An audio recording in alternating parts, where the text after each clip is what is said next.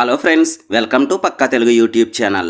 Friends, 2012లో వచ్చిన Avatar మూవీని మీలో చాలా మంది చూసే ఉంటారు.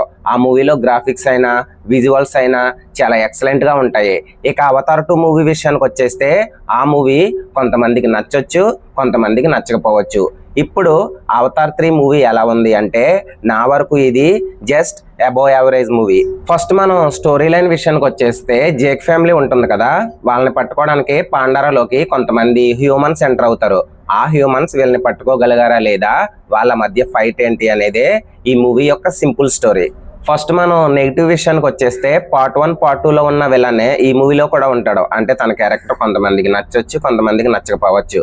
తనని కాకుండా వేరే లేడీ విలన్ పెట్టారు. తన క్యారెక్టర్ మాత్రం నాకు బాగా నచ్చింది. ఇంకొక నెగిటివ్ వచ్చేసి ఈ మూవీ యొక్క రన్ టైం. ఈ మూవీ స్టార్టింగ్ టైం నుండి ఎండింగ్ టైం వరకు చూసుకుంటే 3 hours 15 నుంచి 3 hours 20 minutes వరకు ఉన్నది ఈ మూవీ. అంటే రన్ టైం బాగా ఎక్కువ. ఇక పాజిటివ్ విషయానికి వచ్చేస్తే ఈ మూవీలో కొన్ని క్యారెక్టర్స్ ని చాలా బాగా చూపించారు. మెయిన్ గా ఈ మూవీకి మెయిన్ హైలైట్ ఏంటి అంటే గ్రాఫిక్స్.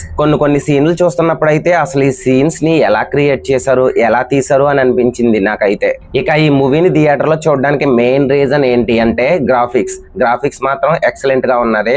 కొన్ని సీన్స్ అయితే చాలా కొత్తగా తీశారనమాట. సో ఓవరాల్ గా మూవీ ఎలా ఉంది అంటే, మనం అవతార్ పార్ట్ 1 ఉంది కదా 2012లో వచ్చిన మూవీ, ఆ మూవీని మైండ్ లో పెట్టుకుని థియేటర్ కి వెళ్తే మాత్రం కొంచెం డిసప్పాయింట్ అవుతాము. ఇక అవన్నీ కాదు, అవతార్ పార్ట్ 1 పార్ట్ 2 మూవీస్ మేము ఓన్లీ గ్రాఫిక్స్ కోసమే చూసాము, ఈ మూవీ కూడా అందుకే చూస్తాము అంటే ఖచ్చితంగా ఈ మూవీని థియేటర్ లో చూడండి, మీకు నచ్చుతుంది.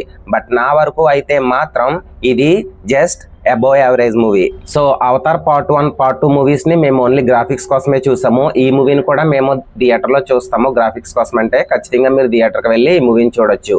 ఈ మూవీకి నేను ఇచ్చే రేటింగ్ 2.75 out of 5.